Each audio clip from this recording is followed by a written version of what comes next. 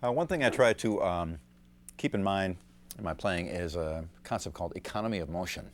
What I mean by that is I try to get as much as I can without having to move my hand around a lot. I lock my hand in a position, and when it's in a good solid spot, it's kind of easier to get notes out of it from there. For an example, I do a lot of things where I bar 2 strings, and also use another finger and use this joint. Without having to jump around from string to string, I'm just kind of flopping this joint down on that and then lifting it up. While the first original finger stays on the first note, that stays there, and this thing will. So we get that.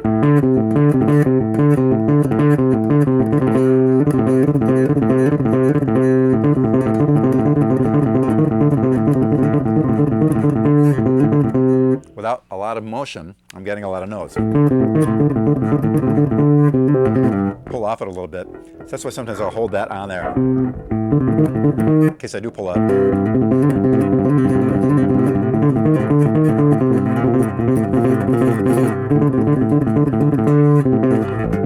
Now, another lick you can do with that, including 3 strings, which I use often.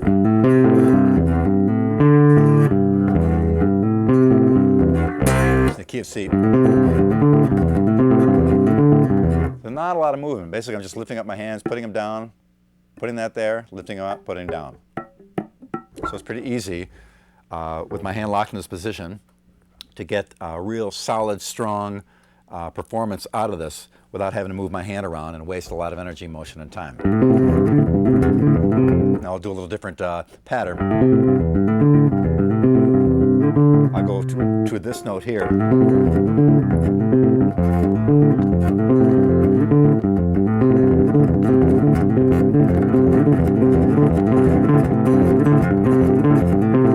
Slow.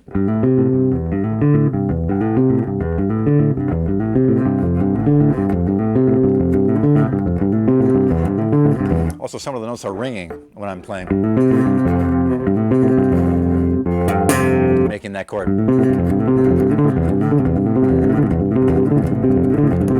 So it kind of makes it, brings it all together because the chord you hear ringing underneath the notes. But it's just a way of getting a lot of notes without a lot of motion from your hand. Therefore, it's creating a lot of fluidity by not having to jump from place to place and maybe having a problem with your timing because it takes you time to get from one spot to another.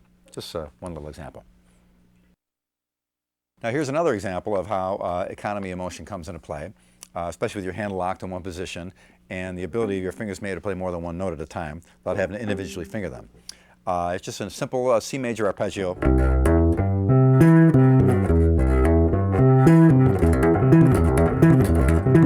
Now you'll see what happens there. Try to break this down in sequence. There's your first note, second. I usually pull this off just to make that easier. But you notice as soon as this finger is done with its first basic note, and it's able to let go, it's already heading towards its second position. So that's what I mean by economy of motion. Once it's done, once one finger is done with one thing, it's heading towards its next job.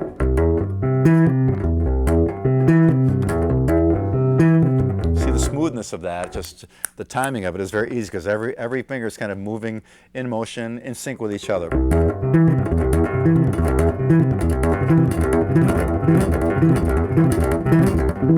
For the right hand, basically I'm just kind of sliding across, and I'm also doing a raking technique, which I'll explain.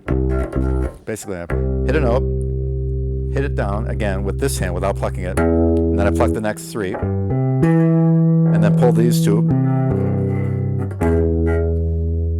and then get the last note that way. So I'm playing. So with the right hand, I'm going. But it sounds like.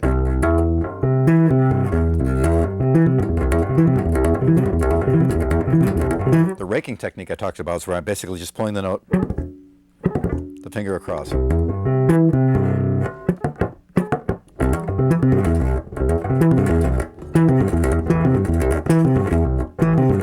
That's that's the whole raking technique. My fingers, this finger just pulling off 1, 2, 3, 4, and then pull off the last one.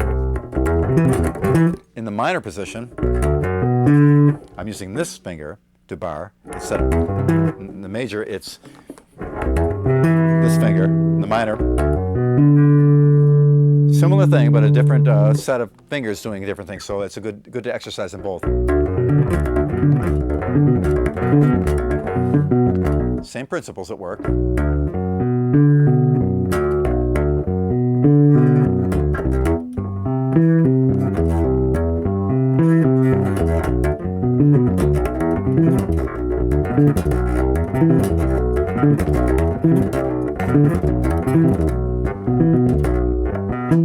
Oops, I made a mistake there. Happens to the best of us.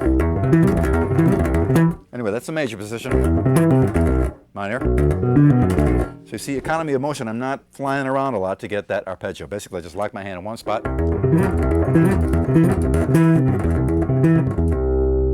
the notes should roll out pretty easy. So give that a try.